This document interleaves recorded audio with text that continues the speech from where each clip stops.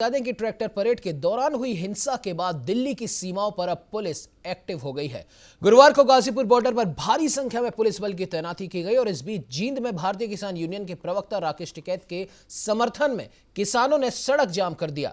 दिल्ली की सीमाओं पर पुलिस की कार्रवाई से नाराज होकर किसानों ने हाईवे को जाम किया और टिकैत के समर्थन में राहुल गांधी, अजीत सिंह और प्रियंका वाड्रा सरीखे बड़े नेताओं ने भी ट्वीट किया। जहां एक और दिल्ली की सीमाओं पर पुलिस की कार्रवाई से नाराज किसानों ने हाईवे को जाम किया, तो वहीं मुजफ्फरनगर में उनके समर्थन में महापंचायत बुलाई गई है। हरियाणा में कुछ जगहों से इस पर उग्र प्रतिक्रिया भी देखने को मिली। कई जगहों पर किसानों का जबरदस्त गुस्सा देखने को मिल रहा है। आपको बता दें कि हरियाणा के जींद चंडीगढ़ मार्ग को किसानों ने कंडेला में जाम कर दिया, तो वहीं हजारों की तादाद में किसान सड़कों पर उतर आए। किसानों का कहना है कि राकेश टिकैत से पहले पुलिस हमें गिरफ्तार करे। तो वहीं मुजफ्फरनगर में राकेश टिकैत के समर्थन में बड़ी संख्या में लोग सिसौली गांव पहुंचे। यहां टिकैत के समर्थन में नारेबाजी की गई और ये समर्थक गाजीपुर बॉर्डर पर राकेश टिकैत के भावुक होने से गुस्से में हैं।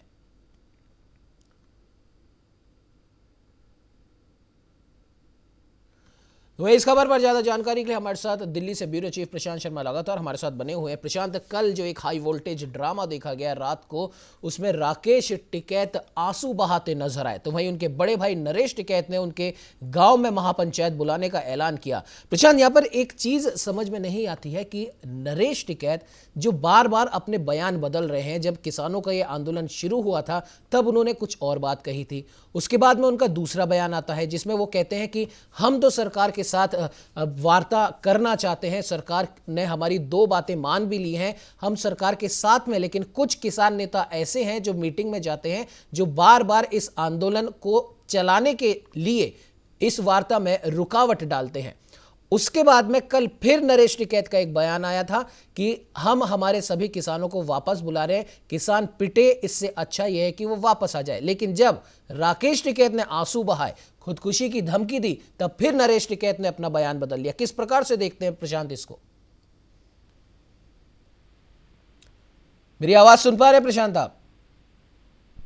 लगता है कि किसी तकनीक खामी की वजह से प्रशांत से हमारा संपर्क नहीं हो रहा। आपको बता दें कि कल देर रात हुए हाई वोल्टेज ड्रामे के बाद में देश की राजनीति में किसानों के इस आंदोलन को लेकर एक नया उबाल आया है। जो किसान अब सिंघू बॉर्डर से, गाजीपुर बॉर्डर से, टीकरी बॉर्डर से वापस लौट गए थे, अब वो फिर से कल हुए इस हाई वोल्टेज ड्रामे के बाद में उन्होंने वापस से सिंघू बॉर्डर, गाजीपुर बॉर्डर की ओर रुख करना शुरू कर दिया। तो वहीं प्रशांत लगातार हमारे साथ बने हुए इस खबर पे। प्रशांत, आपसे जानना चाहेंगे, राकेश टिकैत के कल हुए आंसू बहाने वाले ड्रामे के बाद में बड़ी संख्या में फिर से वापस किसान लौटने लगे हैं बॉर्डर की तरफ। किस प्रकार से देखते हैं प्रशांत इसको?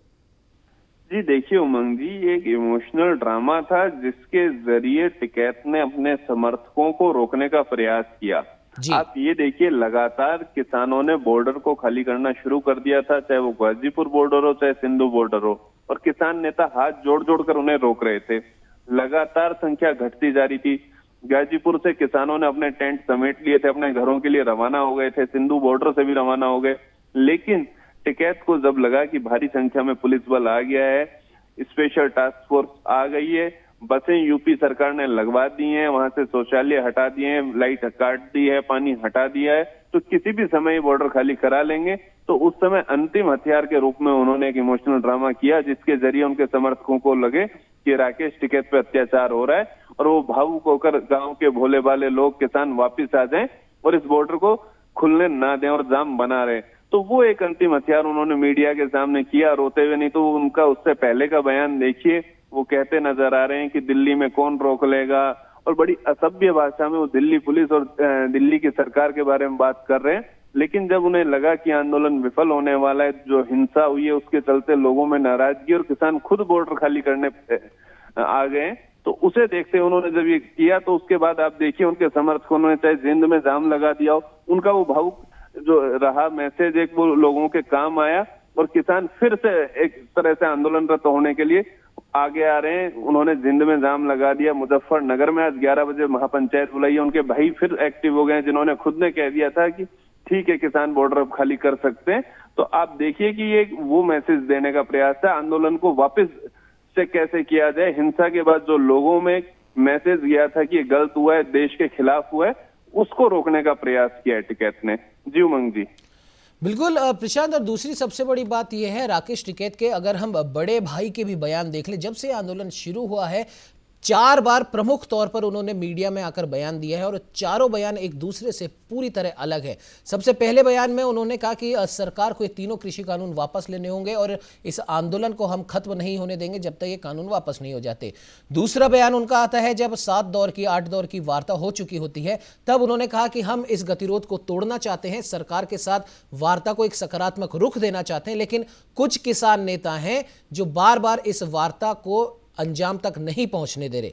तीसरा उनका फिर बयान आता है जब 26 जनवरी गणतंत्र दिवस पर हुई हिंसा के बाद में कि हम हमारे सभी किसान भाइयों को वापस लौटने का आदेश देते हैं क्योंकि किसान पिटे, इससे अच्छा है कि वो वापस लौट जाए। और चौथा बयान कल ही उनका आया है, कल ही उनके 2 बयान आ जाते हैं। कल एक फिर से उन्होंने बयान दिया राकेश टिकैत के इस आंसू बहाने वाले ड्रामे के बाद में कि हम महापंचायत बुलाएंगे और सरकार इस तरीके से जबरदस्ती नहीं कर सकती, आंदोलन फिर जारी रहेगा।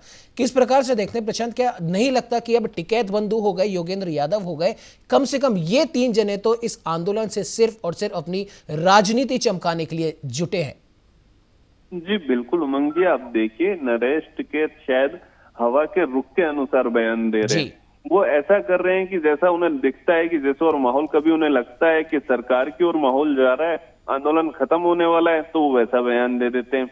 जब उन्हें लगता है कि नहीं किसान आंदोलन में किसान ज्यादा जुट रहे हैं, तो वो सो यानी उन्हें लाइमलाइट में रहने की एक आदत सी शायद हो गई है। वो चाहते हैं कि सरकार हो चाहे किसान, वो दोनों के फेवर में रहें और मीडिया में बने रहें। तो उसको लेकर वो लगातार ऐसी बयानबाजी कर रहे हैं। नहीं तो उन्हें एक स्टैंड लेना चाहिए, उनकी खुद की विचारधारा होनी चाहिए कि नहीं कृषि बिल के बारे में मेरे ये विचार हैं, या ये जो दिल्ली में हिंसा हुई है उसके बारे में क्या विचार है। लेकिन वो लोगों का रुख देखते हुए अपने बयान दे रहे हैं। और आप देखिए कल जब ये राकेश टिकैत रो पड़े, उसके बाद विपक्ष के नेताओं ने जैसे समर्थन दिया, क्योंकि सबको लगा कि वास्तव में किसान फिर अट्रैक्ट होंगे। एक इमोशनल कार्ड जो खेला है राकेश टिकैत ने, तो चाहे राहुल गांधी हो, चाहे प्रियंका गांधी हो, चाहे चौधरी अजीत हो, चाहे अरविंद केजरीवाल हो, कोई फोन कर रहा है, किसी ने ट्वीट कर दिया है। और मैं आपको बताऊं, अभी पूर्व सांसद जयंत चौधरी, जो चौधरी अजीत के बेटे, वो पहुंचने वाले हैं कुछ ही देर में। इतनी सुबह पहुंच के वो गाजीपुर बॉर्डर पर एक समर्थन देंगे और अपने कार्यकर्ताओं के साथ कहेंगे कि हम भी आपके साथ बैठ रहे हैं। टिकैत को ये आश्वासन देंगे कि आप ये बॉर्डर खाली मत कीजिए। तो निश्चित रूप से ये पूरा का पूरा एक पॉलिटिकल ड्रामा है। सारे लोग मिलकर, विपक्ष एक पॉलिटिकल दबाव बना रहे हैं केंद्र सरकार पे। बजट सत्र से शुरू हो जाएगा तो एक दबाव का काम करेंगे सारा मिलके। और नरेश टिकैत को सोचना चाहिए कि उनकी खुद की विचारधारा होनी चाहिए, ना कि जनता का रुख देखते हुए बोलना चाहिए कि आज भीड़ जिस ओर जा रही है उस ओर आप बोलते हैं। आप एक नेतृत्व करने वाले नेता हैं, किसान नेता हैं, तो लोग आपसे उम्मीद करते हैं कि आप उन्हें दिशा दिखाएंगे, ना कि दिशा विहीन होकर आप सिर्फ पब्लिसिटी पाने के लिए बयान देते रहेंगे। जी उमंग जी बिल्कुल प्रशांत, अगर देखा जाए किसान आंदोलन 26 जनवरी के बाद में एकदम से इस किसान आंदोलन ने पलटा खाया है।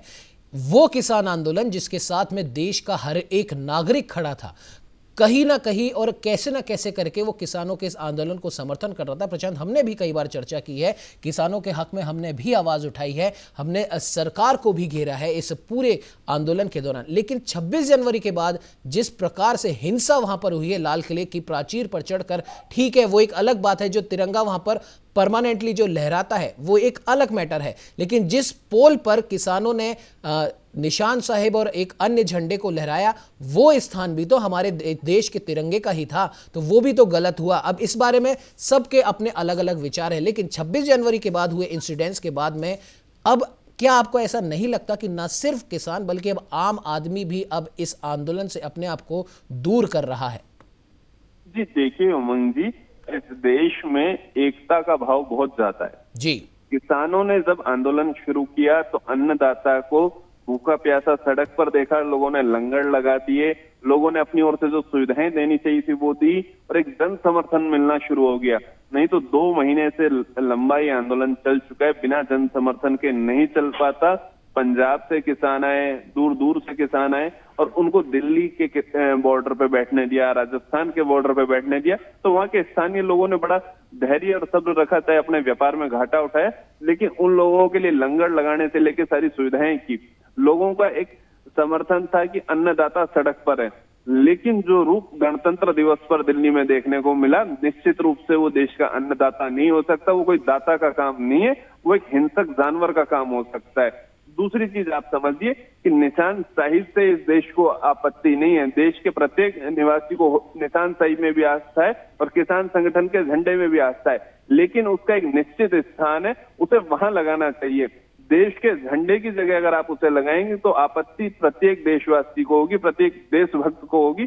आपने लाल किले में जाके जो प्रयास किया, देश की गरिमा को वैश्विक रूप से जो नुकसान पहुंचाया, उससे एक जो क्षति पहुंची है, उससे जो नुकसान आपको हुआ है जन समर्थन का, आम आदमी की भावनाओं को जो नुकसान हुआ है, आम आदमी को ये उम्मीद थी नहीं कि किसान ऐसी हिंसा कर सकते हैं। आप पुलिसकर्मियों को पीट रहे हैं, आप गणतंत्र दिवस पर प्रदर्शन करने आए, झांकियों में 300 से ज्यादा कलाकार, जिनमें छोटे छोटे बच्चे शामिल हैं, उड़ीसा के बच्चे हैं जिन्हें अच्छे से हिंदी भी समझ में नहीं आती है, आपने उन्हें घेर लिया है। लाल किले में आपने वो कलश तोड़ दिए, आपने लाइटिंग तोड़ दी, सीसीटीवी कैमरे तोड़ दिए। तो ऐसी ऐतिहासिक पुरातत्व महत्व की चीजों को आप नुकसान पहुंचा रहे हैं जिनकी कोई भरपाई नहीं हो सकती। और सबसे बड़ी वो छवि जो पूरे भारत की विश्व में थी, उसको आपने जो नुकसान पहुंचाया, तो एक निश्चित रूप से अन्नदाता ये कार्य नहीं कर सकता है और लोगों का जो जन समर्थन था वो हटने लग गया है। आप देखिए जगह जगह बॉर्डर पर, चाहे सिंधु बॉर्डर हो, गाजीपुर बॉर्डर हो, शाजापुर बॉर्डर हो, लोग खुद जा रहे हैं और कह रहे हैं कि अब आप हाईवे खाली कर दीजिए, क्योंकि अन्नदाता का ये रूप हो नहीं सकता है। अन्नदाता सिर्फ दान करना चाहता है,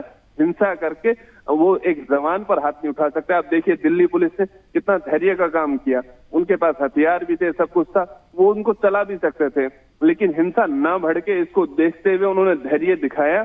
ये एक बड़ी बात है। तो देश की जनता ने जो देखा, वो जय जवान जय किसान का नारा तो देखते थे, मगर वो कहते हैं कि ऐसे लोग जो हिंसा करते हैं वो किसान नहीं हो सकते और हम दिल्ली पुलिस के जवानों के साथ है। तो कहीं ना कहीं जनधारणा बदली है और आंदोलन को जो जन समर्थन था इस हिंसा के बाद निश्चित रूप से वो बदला है। जी उमंग जी बिल्कुल प्रशांत, आपने सही कहा। और अब खैर देखने वाली बात होगी कि आने वाले समय में ज़्यादा से ज़्यादा अगर हम इस आंदोलन पर हम शुरुआत से हम नज़र बनाए रखें और कल हुए इस हाई वोल्टेज ड्रामे के बाद में अब ऐसा लगता है कि आने वाले 4 से 5 दिन इस आंदोलन के लिए और सरकार और किसानों के बीच बढ़ रहे इस गतिरोध के लिए काफ़ी निर्णायक साबित हो सकते हैं। फिलहाल इस खबर पर तमाम जानकारी देने के लिए प्रशांत आपका बहुत बहुत धन्यवाद।